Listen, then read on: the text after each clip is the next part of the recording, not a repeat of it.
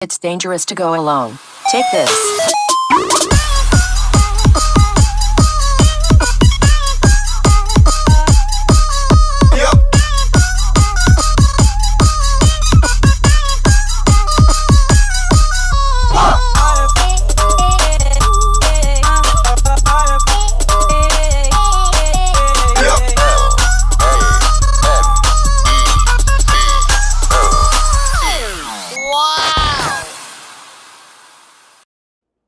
And welcome to Nerd Breaking News.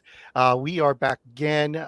We just got something that came up, and it's about the Star Wars franchise. We have a new female director who is taking over, and there are rumors are out there that I'm gonna have the kid just kind of explain a little bit what he heard.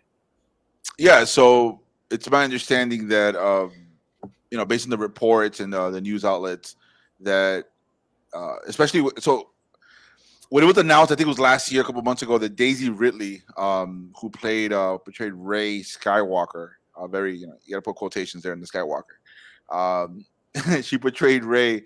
Uh, the story goes that she got called by Kathleen Kennedy or somebody high up there in Disney, Star Wars, Lucasfilm world, and they basically said, this is not just a regular lunch. We're asking you to come back to play as the character, and she agreed. And so that was a couple months ago. And then in reference of the director now, so based on the reports, Disney's leading towards a more female-oriented versions of Star Wars, and specifically connected with Ray. The story is going to be set 15 years after Rise of Skywalker, where she has her own Jedi temple and she has her own Jedi Padawans, and that's all we know for now. We don't know anything about the villain or what's the conflict or all that. Um, and I just think that before I get my take, I just think that hopefully it works. But we really haven't seen it work. And we've seen how Marvel pushed that agenda with some other storylines, including like the Captain Marvel stuff, and a different topic of how that affects Disney at the end, which will be another video for us. But if it hasn't worked, I understand why they think this will work at a different, franchise. It's not like we asked for it, we don't want it. Uh, we've had a conversations about Star Wars among ourselves, and the fact that we're saying that the prequels are decent, are good compared to what we're seeing now. Just kind of like kind of puts everything into perspective of Disney trying to find a different way, but I don't think this is the way they should go. Um, I guess to piggyback to what you're saying, I don't think the issues, for me personally, I don't think the issue is the whole sex thing. I don't think that matters. I think it could be a guy or a girl. I think what rubbed everybody the wrong way was the idea of how um, the story arc, the writing of Ray, and how she became the Goku of Star Wars, the Super Saiyan, and even Goku and the original Dragon Ball had to go through adversity. And I think that what makes it frustrating for a Star Wars fan is that she didn't have to go through that. The closest adversity she went through was Snook, because Snook was going to clean her up. Snook was going to destroy her, but for Kylo Ren. Uh, that was the closest. That was the only time that, because what Kylo was 0 for 1 in the first one, right? He got his he got slashed, which I cannot Hmm. believe he kept his eye, but whatever. Um, and then in the second one, I think what they did the force push to each other with the lightsaber. They broke the lightsaber after they fought in the throne room. And then in the third one, she stabs Kylo in the rain in that water fight in the boat thing. So, Hmm. and then she ends up being Palpatine but for the grace of God of all the old Jedi, the old heads, the old Jedi heads come out there. And so it's frustrating as a Star Wars fan because we've seen everybody go through some type of struggle, right? Leia wasn't the great leader that she was when you first meet her. Han was a jerk when you first meet him.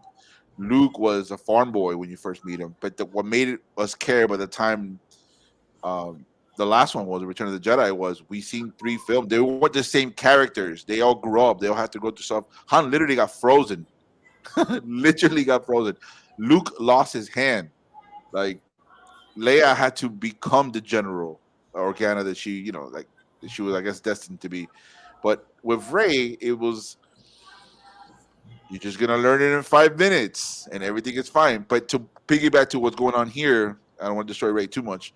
I just think that if the writing was different, if the idea, whether or not she was a girl or a guy, I think that would have made it better for everybody. And I just think there's a sour taste in Star Wars right now. Kylo was probably my favorite, and that was by default. I wasn't, I don't know. A lot of people are saying that my favorite guy is Poe. I don't know. A lot of people are saying, yeah, Finn, he's a goon. So by coolness factor, we have to like, okay, I guess Kylo was cool, but even Kylo was like, I don't know, he was doing a temper tantrum in the first movie, and that threw you off. You're like, Yeah. what? What's Yeah, it was like who's a little whiny kid. yeah, Yeah. who's Yeah. and you're like, this is Darth Vader's grandson. It's kind of like the Yeah. whole LeBron thing, right? Like he wouldn't last in the '80s. Correct. I'm gonna ask a question. In Dragon Ball Z, how does Goku learn Super Saiyan 2? Two, 2. that was okay. So the first one wasn't it Gohan? It was the Cell Saga. You're asking the right question. Mm-mm. He doesn't get Super Saiyan 2 until the Majin Buu saga towards the end. How does he Oh, learn so 3? okay. You never see it. There's no answer. What ends up happening is at a certain point towards the end of Dragon Ball, they break Goku too. So towards the very, very end, Goku stops making sense as well. Remember, he has the whole fight with Majin Vegeta. He gets beat up. Then they meet again. He's like, "Oh, by the way, I Super Saiyan 3 the entire time." As a fan, you're like, "What? What is this? Where did this come from?" But they did that. Towards the end of that story, they broke Goku. You then get Dragon Ball GT. And when you're looking at Dragon Ball GT, what is Dragon Ball GT?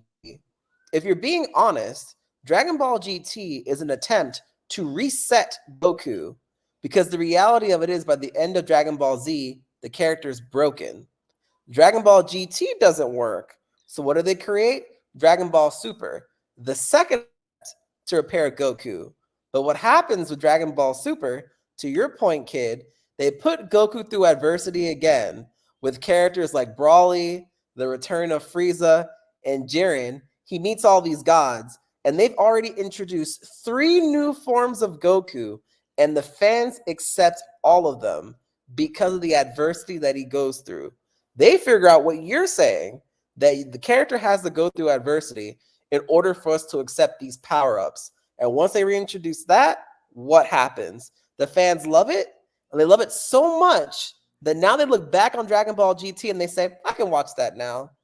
The point is that when a character breaks, fixing it is actually usually a good idea because it reframes the way you look at the whole thing.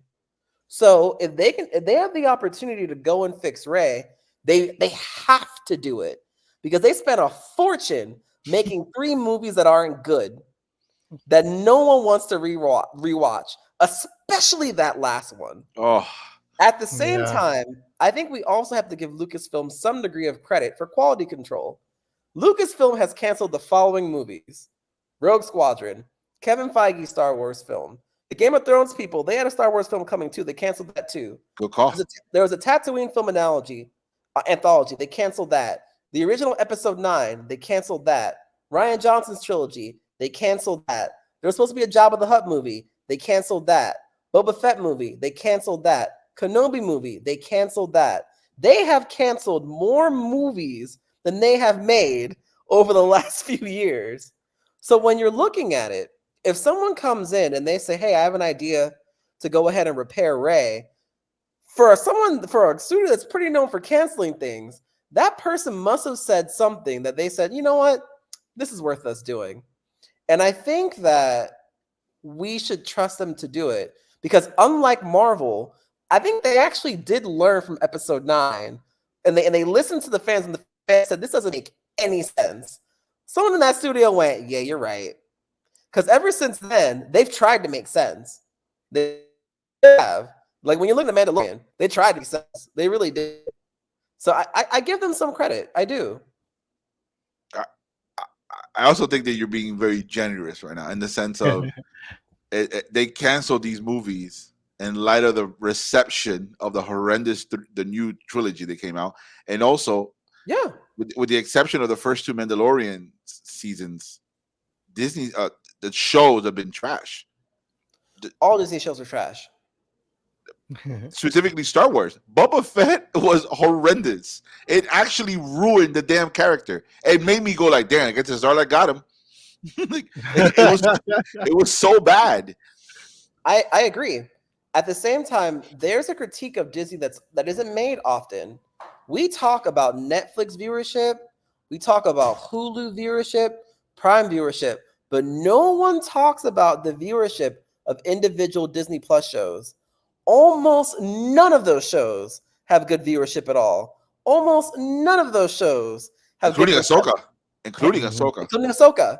So what I'm saying is these shows being mid to bad is the average and the mean for what they produce. The reality of it, that lends to your theory, right? They acquired Star Wars in 2012 or 2013, one of those years. That lends to your theory. That was $4 billion, I think, was the actual deal, something around there. To your point, even though they're making money in the games, the merchandise, the toys, the Disney Plus shows, the new little Jedi show that came out. To your point, they need those billion-dollar box office receipts to basically say, "Hey, we pay so much money for this." Like Disney, the actual parks can only give you so much money, and what's it called, the Resistance World and Hollywood Studios, whatever it's called, Galaxy's Edge, something. Galaxy's Edge. They can only make so much money. To your point, Jay, and I think that's business. That's a business savvy move. The thing is, Jay, like nobody's denying the financial success of the three movies. They all made $1 billion. The problem was, and we all agree because we're all Star Wars fans here. The quality just decreased every single time. So it's gonna be it's hard for Star Wars fans to be like, you know what, I'm gonna believe you now. Now I'm gonna go in there and hope to God that you fix Ray, because as much as I'm happy that there was, because remember there was a time, guys. I was thinking about this earlier, especially when you watch movies like Can Hardly Wait, because they the nerds that love Star Wars. Remember there was a time growing up, and we're all in our 30s. There was a time growing up where you were a nerd and you were like, oh, I wanted to do with you. You like Star Wars and you love this and you love that. All of a sudden, within the last 10 to 12 years, it became cool to like Star Wars. People don't like talking about that. And I give the new Star Wars credit because it became a hell of a lot more popular. I like the idea of looking at videos of Galaxy's Edge and you see a girl dressed up as Rey. That's cool. That's more people that get into Star Wars. The problem is, to your point, Jay, is that how do you get those new generation? That Star Wars basically made for new generation. And how do I get the old heads? And how do I make one universal badass movie? And I think they have yet to do that. But to Jay, to the story, to what we're the new director taking over, I just have a little bit of, let me wait, because you got me before. You got me with the first 20 minutes of Solo. You got me with Boba Fett. You're right. You got me several times. I didn't finish Rise of Skywalker, Jay. I literally went to Wikipedia. I couldn't do it. It was bad. I couldn't do it. I did it. It was me and TK went to go watch The Last Jedi. Yeah, we paid for it, and I was like, "Can I still get a refund?" Like, no, I sacrificed myself to watch that movie, and I will never get that brain power back. And let me ask you, Jay. Let me ask you, Jay, before you continue with your point. Everybody loved Luke Skywalker. I don't care who it was. Everybody wanted to see Luke Skywalker. Everybody was dying to see him at the end of A New Hope Awakens. And when you saw him, you felt emotional when you saw him. And the first 5 minutes of The Last Jedi, when he throws a lightsaber behind him, I said, "Miss me. This movie's gonna be bad. It's gonna be bad because you're disrespecting the great Luke Skywalker." Yes, but I think what we have to also, J.J. Abrams. Y'all know how I feel about Zack Snyder. Let me tell you about how I feel about J.J. Abrams. Oh Lord, J.J. Abrams, he destroys more than he creates. Have y'all ever seen that show Lost? Yeah. Oh God, yeah. The beginning and the end of Lost match, but what ruins Lost? The middle. What happens is J.J. Abrams has the habit of introducing concepts and having no idea what the actual answer is. That's the mistake. Part of the reason why, because when you're looking at Last Jedi, because of how the story's set up, you have to get rid of Luke. There's no way around it. Because of the way all the story, the way J.J. Abrams lined it up, there's no room for Luke in that story at all. And thing is, that's why he should have. Jay, Go did you ahead. know the story behind the Force Awakens? So the Force Awakens, so what they were trying to do with the 3 films, because remember, JJ was not supposed to come back for Rise of Skywalker. Uh-huh. JJ was a New Hope Awakens. So Disney said, and they confirmed this after Rise of Skywalker. Guys, Mm-hmm. they didn't have a plan for $1 billion purchase. Exactly. How is this no game plan? JJ literally said when he took over the Rise of Skywalker, my bad, that guy before, Ryan Johnson. When Ryan Johnson took over Last Jedi, Disney gave them the autonomy, guys, to basically say, Mm-hmm. here you go. Where you want to go with the story? What? No. What's the story? And I work on the blueprint of that, Kevin Feige. Not you don't give me free reign. And Ryan Johnson had free reign to the point where Mark Hamill had fights with him in the behind the scenes. And he said it after when he came out. I totally disagree, but I was already, I got the paycheck. I signed the contract. I'm gonna play Luke Skywalker. But I Right. internally, fundamentally disagree with whatever you're doing. And so what happened was that I think it was Garth Edwards. Who was it? Yeah, I think it was Garth Edwards. I Gareth have to look Edwards. it up. Yeah. Yeah. Who directed 2014's Godzilla, Mm-hmm. underrated film, by the way. Mm-hmm. His story for episode 9 was brilliant. There's storyboards, and there's the plot, allegedly, of what he wanted to do. And for Yes. whatever reason, Disney's like, no, we're not gonna go that route. And JJ was an emergency guy to come back. And to your point, Jay, it was one of these things where the previous director who did the previous movie messed it up for the next guy coming afterwards. So you're like, what do I do here? Because Mhm. how do I saw the first 20 minutes of Rise of Skywalker. I Yeah. was like, what's going on here? This Yeah. doesn't feel like the previous 2 films. Yeah, but here's the problem. So you have 3 different directors for 3 different movies, right? How do you tell that Gareth Edwards story for what he wanted to do with Rey and what he wanted to do with Finn if Luke Skywalker's still alive? You can't. That's the problem. But there's no. That's valid. But Jay, it's the execution. You could kill off Luke, but not that way. Not the No, Force. I agree with He was you. exhausted from the Force. Yeah, and especially the fact that they actually were building that storyline between him and oh my god, I forgot his name right now. Kylo. With Kylo. Yeah, they had built up a storyline between them and the conflict that they had. They could have definitely done more with that. I agree with you. But what I'm saying is, the question I'm asking is, whose fault is it? And what I'm saying is, Ryan Johnson gets too much blame. And I don't think folks are looking at what position he's in. He's the guy in the middle. You got to look at the guy in the beginning. The guy in the beginning who set up the whole story this way, where you put all this, you have fans trying to figure out who Snoke is, who's Rey's daddy. The fan base is going crazy. But Ryan Johnson's trying to write and shoot his movie. And they're like, answer these questions, Ryan Johnson. He's like, I already have a script. And this movie's coming out tomorrow. What He am I did say supposed that. He did say that. He Yeah. goes, I don't have to abide what the fans are saying. Yeah, I remember when that came out, and I was like, what? Wow. When you're looking at it, the man had. I've already hired Benicio del Toro. What's he supposed to do? You got to look at the person that created all this mess with no answers. And I know that is J.J. Abrams. And I know you're gonna go to JJ, and I 95%, I 80% agree with you on that. I'm gonna give the 20% to the damn producer. Where's Kathleen Kennedy? Where's she at? Oh, Yeah, I'm good. Where's she at? Good. No Where's problem. the producers, Jay, No who's telling JJ Abrams, oh yeah, she's gonna Rosetta Stone the Force. What? Are you serious? She's gonna Jay, you don't remember when she's strapped and Kylo's doing the Jedi mind tricks or whatever is the Force, and she does it on him? I'm like, wait, what the? And then Finn. Listen, the first 20 minutes was brilliant. It was awesome. You had me, Star Wars, and then Finn. They ruined Finn. Finn had a beautiful arc that he was a stormtrooper. He was conflicted. He saw what happened in Jakku, and it was a really cool intro to Kylo. And it was going in the right direction. Finn should have been force sensitive. Finn should have done the whole Jedi stuff. I'm not saying he would. I'm saying along with Rey, but it would have been a cooler story if you would have seen. By the way, Poe was not supposed to be in part 2. He's supposed to die in part 1. But whatever, they changed that. Finn, it would have been cool if they would have got destroyed. I would have switched it around, Jay. I would have said, let's Empire Strikes Back the first movie.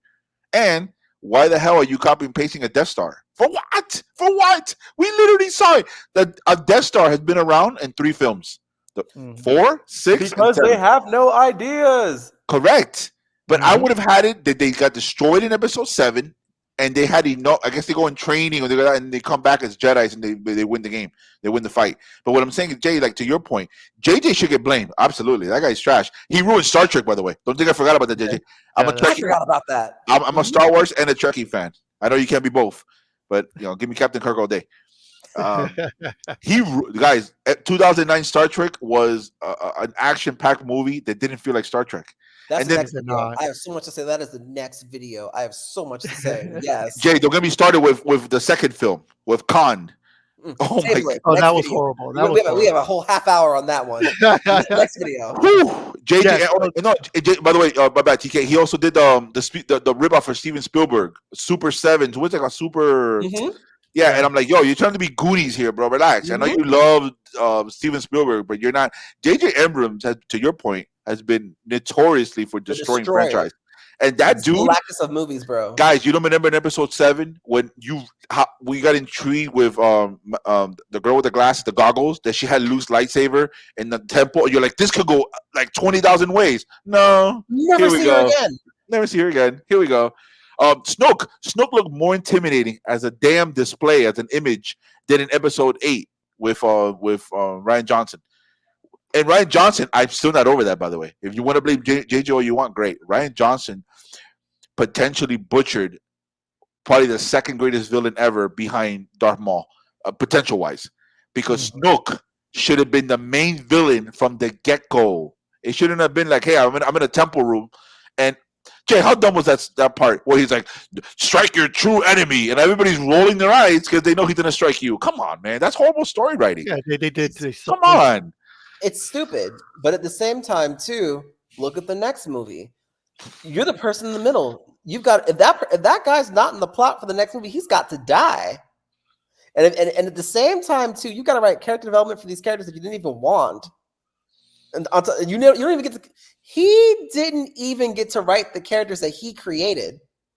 When you're looking at it, yes, Snoke died a stupid way. How would you feel if you had to write that? I'd kill him a stupid way too. I mean, this is not my problem. Give my money. I'm out of here. That's what that was to me. I do the same thing. And to your point, that was the issue that Disney had. One, there was no blueprint, and two, each director has so much autonomy. They're like, "Oh, JJ, you were building up this Snoke guy. I'm gonna kill him off just to piss off the fans. Why?" Like, and that's where I say, yeah, the directors are liable. Nobody's denying that, Jay. I'm saying, who's the boss? Who's the one who's approving the scripts? Who's the one who's saying, yeah, let's kill Snoke? I'm sure that's not gonna piss off the fan. TK, when Leia was flying in space. I can't get over that. Come on, bro. I'm gonna give you a hot take. This whole thing will be. Those will be the last take too. Those will be the last. Okay, that Star Wars would have been saved if Ryan Johnson would have directed the last movie instead of the one in the middle. Because if he would have been able to space out all of that, so Snoke gets cut in half in the very end of the third movie. After you see him do full Snoke stuff and mess people up, wouldn't have felt so bad. No. If Luke Skywalker disappears after using the Force for a whole movie, and you see him smashing ships together, I would like that. I would like that. You'd be like, I'll accept it. Very good point. Yeah, very good point. Wow. So we will have to see. We will have to see what's going to happen now. Hopefully, the new director, Obad Chinoy, could come in and stick around for a couple of films instead of having this chaos that we've been seeing. But till then, just stick around with us here at Nerd Breaking News. Go ahead and subscribe, like, comment, tell us what you think. And till next time, we'll see you guys around. Take care.